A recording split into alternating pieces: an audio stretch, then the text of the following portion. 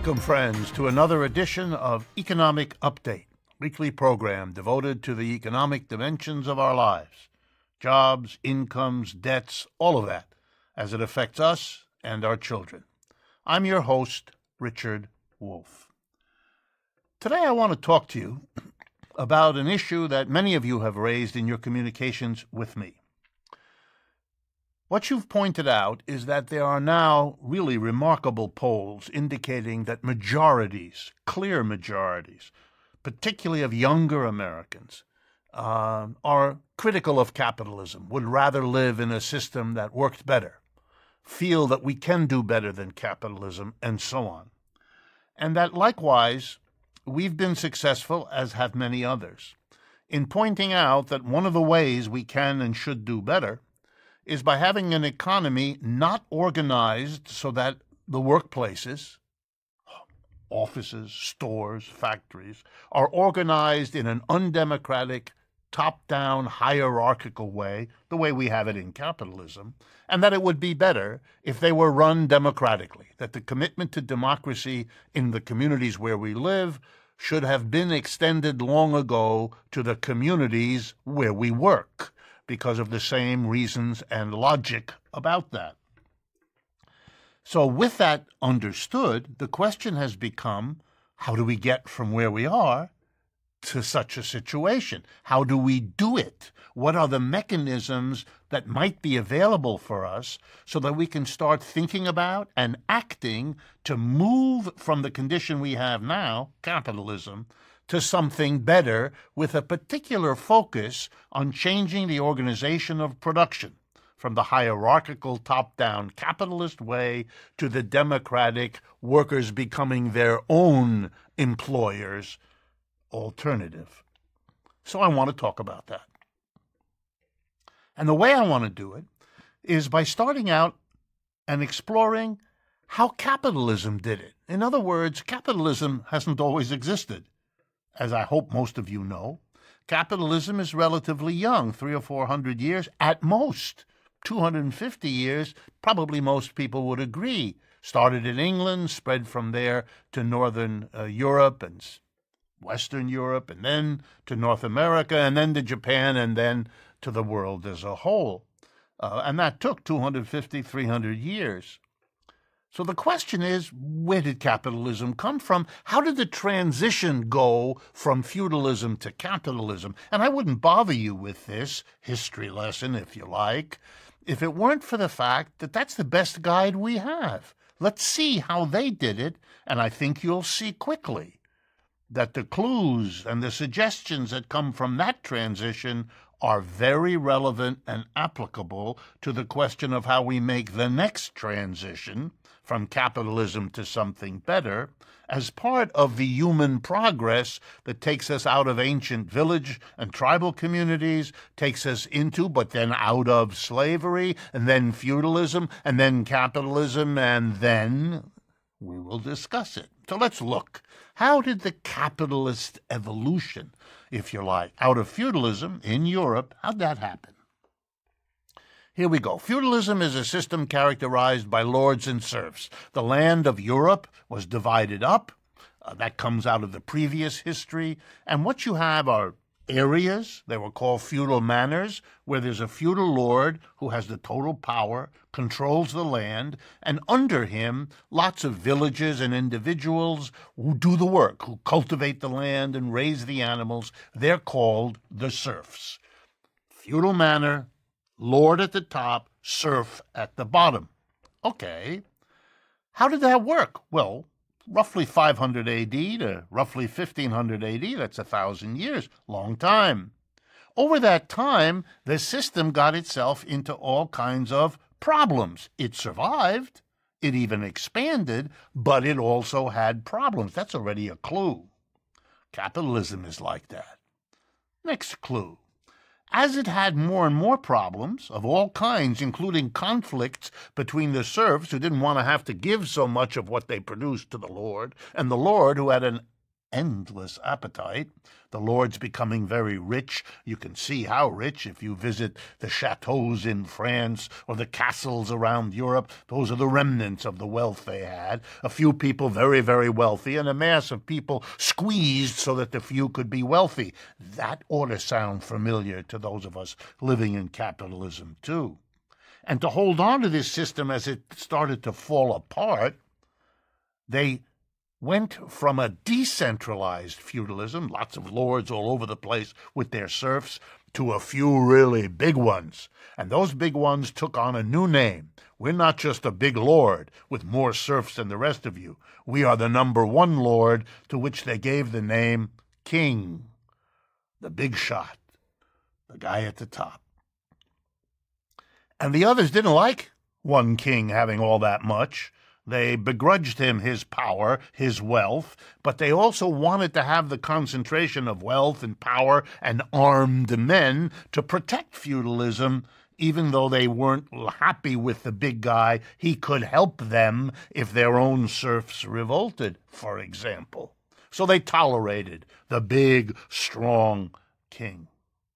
Meanwhile, feudalism kept falling apart, and the serfs began running away from ridiculous lords demanding too much. You know the story because one of them is captured in American mentality. It's called the story of Robin Hood. Remember the merry men in the forest? Those were runaway serfs who didn't want to be serfs anymore and who had a new way of living called stealing from the rich and being outlaws in the woods. Well, many other serfs didn't have that option because there were no outlaws or there were no nearby forests in which to play outlaw. So they went to the towns. There were few of them, but they collected there because they could run away. And in the towns, they had to find a way of living because they weren't serfs anymore. And so they began to develop a new relationship. Some of them became the employees of the others. That's a completely new relationship. Some, often merchants, would hire runaway serfs to work for them. Now we have a new relationship. Employer, employee, not lord, not serf, not in the rural area, in the town. And that's the beginning of capitalism. Wow, how interesting. Capitalism starts in little towns. That's right. It starts in little areas, and it has lots of conflict with the lords and serfs because they see a new system and they're not sure that that ought to be there, and there were difficult tensions between them. But step by step, the problems of feudalism kept making more and more serfs run away, more and more lords overthrown by their serfs who then ran away, and the population in the towns grows, and the number of employers and employees grows alongside it. And pretty soon, these new little enclaves of capitalism within a larger feudalism begin to feel their oats. They're angry that the feudals run everything because the feudals try to undo capitalism. They try to snatch the serfs back. They try to make it hard for the capitalists to survive and grow because they don't want an incentive for their serfs to run away to work instead for a capitalist. The tension between them gets difficult, and pretty soon these young, new, developing capitalists begin to want to protect themselves against the lords. And they do it. They get together and they form little associations, and they begin to say, wait a minute, we're paying taxes to the big king, just like everybody else, but the big king is a feudal lord. He's just helping the feudals. He never helps us. He actually works with the feudals against us. Well, you're not going to get our taxes if you're using them against us. So, for example, they invent a phrase like, no taxation without representation. Ah, we want our tax money to help our economic system here in the towns, our employer-employee arrangement. That's what we want, and we're not going to let you keep taxing us to support a system that threatens us. And so they got together, and you know what they eventually did? They formed political associations. They could give them lots of different names. They eventually gave them the name of a political party. And they said to the king, we'll pay you taxes, but you have to set up a place where we get to talk about what we want to be done with the taxes. And the place where we want to talk is called a place where, to use the French word parler, where we speak, is called a parlement, where you go to speak. And who speaks? The capitalists to the king. We want our share of what goes on. The king needed the taxes in order to run the big system that he was the king of. So he had to kind of meet them halfway, although he wasn't happy about it. And we begin to get the capitalists with their own political party fighting against the king and the lord and struggling over power, because it turned out these two systems didn't live together real well. The lords and serfs, particularly the lords, were very suspicious of the capitalists and vice versa, and for good reason. This kind of tension builds up across the later part of feudalism until the capitalists are strong enough in the cities where they are based, have enough serfs that they begin to demand that the policies of the king be tilted less towards feudalism, more towards capitalism. But that threatens the feudals, because they need that king to protect them, and they don't want to support a capitalism which is that draw that pulls people off the countryside who are serfs, because difficult as it is, their chances are better in that newer system developing in the towns. We know where this story ends. It ends in the French Revolution, when the new emerging merchants, employers in the cities with their employees realize that the future is theirs and that they need to end this struggle by ending the feudalism, and they make revolutions to do so. And that's how capitalism is born. It's born first within the shell of an old feudalism, coming out of the contradictions of that feudalism, making those contradictions, not intentionally, but by their very growth, more acute, struggling now for their own political organizations, to have their own political force and power on the feudal kings, forcing slowly, with much conflict, compromises and concessions from that king until they're strong enough to push feudalism aside historically and bring the world into the newer arrangement of capitalism, replacing lord and serf system with employer-employee system, replacing a system mostly agricultural with one that's mostly industrial, replacing a feudalism that's mostly rural with a capitalism that's mostly urban. Why am I telling you this story? Because inside capitalism, the same thing is now happening, a parallel story. What's happening are worker co-ops in Spain, in France, in Germany, but now in the United States and everywhere. Workers are saying we don't want to live in the way capitalism assigns us. It's too unequal. It's too unstable with its every 4 to 7 year downturns. It's not a bearable system. We are looking for alternatives and finding them in starting up our own collective businesses. In the second half of today's show, I'm going to talk about what strategy that implies for going forward. We've come to the end of the first half of today's show. I want to remind you that we appreciate very much the Patreon community that supports us, that we urge you to make use of our websites to communicate with us and to follow us on Facebook, Twitter, and Instagram. And finally, a reminder, we've produced this new book, Understanding Marxism. It is a way of dealing with what that contribution is to the struggles and realities we face now. Please think about getting answers to your questions about Marxism from the use of that book. Thank you. We will be right back.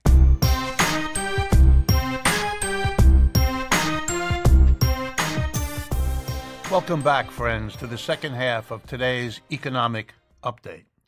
Before I continue and discuss how we get from the capitalist economic system we have to the system we're trying to move toward, I wanted to make what is for us an exciting announcement. The store, where we provide interesting objects that you can purchase, is now capable of shipping internationally anywhere in the world. We invite you to take a look at the updated and increased collection of items that are about the work we do, that celebrate the work we do, and that enable you to support the work we do with gifts that you may find interesting for yourself and for the people around you. Every item on our list in our store is made by the Works Cooperative Printing Outfit, a local Massachusetts-based union worker co-op. So please take a look at our website, democracyatwork.info, and click on Store to see what is available that may be of interest to you. Let's turn then to how we can understand from what we did in the first half of today's show what might be a workable strategy to move towards an economy based on democratically organized and run worker co-ops. First, just as capitalists were developing employer-employee relationships in feudalism, so it has been now for quite a while that worker co-ops are emerging in capitalism. Here in the United States, it's remarkable. Hundreds of them have been formed and developed in recent years, and the answer is very similar to what happened in feudalism with the early capitalists. People are discovering that they are unwilling and unable to continue as employees in capitalist enterprises. The pay they get, the conditions they work under, are simply unattractive, unbearable, as the economy goes through its crashes, such as the one in 2008, as we suffer levels of inequality we haven't seen for 100 years in this country. People are sick and tired and fed up, and the signs of that are everywhere. And one of the new interesting ways of acting on that has been for people to form worker co-ops, alternative ways of living and working in this society. It's still a capitalist society, but within it are the seeds, the seed institutions that are moving beyond it, just as the urban capitalists moved beyond the feudalism which gave them their strength.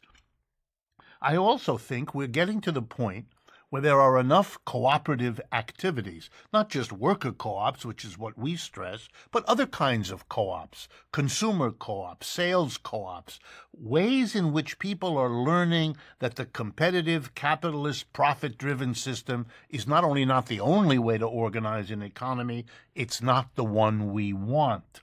I think we're ready then to take the step that we can learn from the capitalists as they came out of feudalism.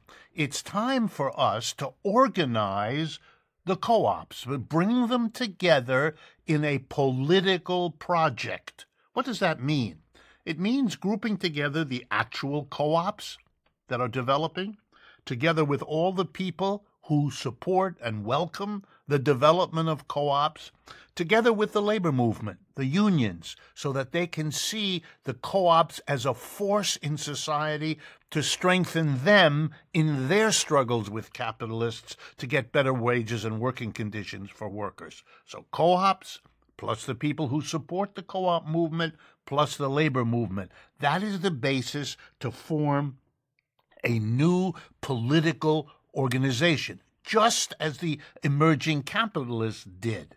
And in the same way, we can recognize that the co-ops are already paying taxes to a government. The new co-ops developing are paying taxes to a government. The trade unions are paying taxes in their direct and indirect ways. The people who support the co-op movement are paying taxes. But here is the issue and the rub as we learn from the transition from feudalism to capitalism. We're all paying taxes to a government that is, in fact, helping capitalists, not worker co-ops. There are hundreds of laws and regulations that make it difficult to form a co-op, that make it difficult to raise money for a co-op, that inhibit the co-op. At the same time, the government we're paying taxes to is providing subsidy upon subsidy to private capitalist corporations, that a year and a half ago gave the capitalist corporations the biggest tax cut they've ever seen, which is a support for them, etc., etc. It's long overdue that the government we're already paying taxes to do something it should have done a long time ago, namely give the kinds of support to the development of worker co-ops that they have always given to the development of capitalist enterprises. But that's not going to happen because it's fair and reasonable and just, any more than the capitalists within feudalism got a fair, reasonable, or just deal from the kings they had to deal with. You have to have the political strength to make the state you're already funding help you. And in order to get the American government, for example, to be supportive of worker co-ops, to make it easy for them to form, easy for them to raise money, easy for them to function, in order for those things to happen, there has to be political strength. And that's why you want to bring together the worker co-ops, the individuals who support a transition in that direction, and the labor movement together to form what? Well, let's call it what it will in the end be: a political party, a unique and different political party. It'll be different from the Republicans and Democrats on one key issue. Those two parties have, for the history of the United States, at least over the last 150 years, been parties for capitalism. They both say so. There's no reason to doubt it. They've both acted that way. They've been partisans of capitalism. That's what supports them, the capitalist system. The capitalists give them the big donations. You know the story. If you look at the people who occupy the biggest seats in our government, they're people who were before and will be after their government service corporate executives at the highest level of capitalist corporations. I shouldn't have to go through more than that. What this new political party will be is different from the Republicans and Democrats on this key and indisputable issue. This new political party is not a capitalist party, is not interested in supporting capitalism, reinforcing capitalism, or anything else. It's interested, like the capitalist parties were in feudalism, in moving society forward. Its premise is we can do better than capitalism. Its objective is to move society in that direction. And how will they do it? Well, I've already implied the answer. They will work for new regulations that make it easier for worker co-ops to form, easier for them to raise capital to build their businesses, easier for them to get orders from the government so that the government isn't only buying goods and services from capitalist organizations, which is what they do now, but from worker co-op organizations. All of these ways that the government can help and build the private corporate sector of capitalism will now be applied to the private worker co-op sector that we're talking about developing. And there's a very strong bond that can be created. Those early capitalist political organizations in feudalism, you know where they got their strength? From the capitalists in the towns who supported those political organizations, who helped organize people to be favorably disposed to them, to agree with them. They raised the money that these political organizations needed to grow and get their message out. Exactly the same will now happen with worker co-ops.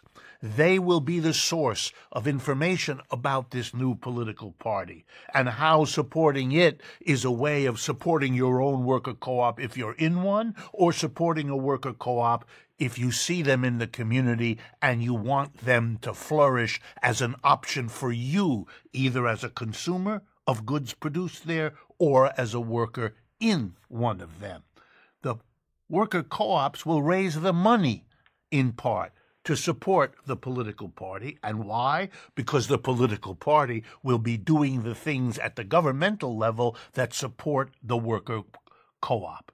Literally based on how capitalists built the political movements that brought them to dominance in the world, that is what a worker co-op political party combination and alliance can do.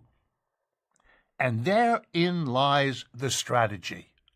What we need to do now is to overcome the hesitancy of a political party to take a clear position. We can do better than capitalism, and that's our project.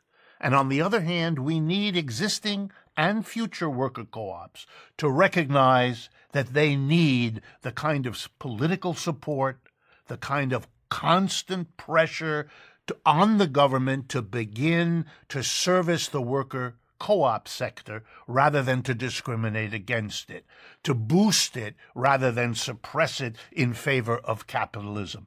The system doesn't need parties to do that. It already has the Republicans and Democrats working on it. It needs a new and different political thrust in order to move this project further. That's what we need. We need to persuade the worker co-ops to make the alliance with such a political movement, and we have to develop a political movement that's worth the worker co-ops giving it their support, their financing, and so on. But I think the relationship here is already embryonic in the existence of the United States. Steps like this are going on. Let me conclude this conversation by addressing an issue that I know is in many of your minds. Am I saying we must not work, for example, in or with the Democratic Party in the United States? No. The Democratic Party has for a very long time, and to this day, been controlled and dominated by folks who are advocates of capitalism. Nancy Pelosi said so a year or two ago in a famous video that I imagine many of you have seen, where a young man in an audience asks her, what does she think about socialism? And she looks befuddled and says, we're all capitalists now. That was very honest of Mrs. Pelosi. It's something we all knew, but it is clear that she understands it as well.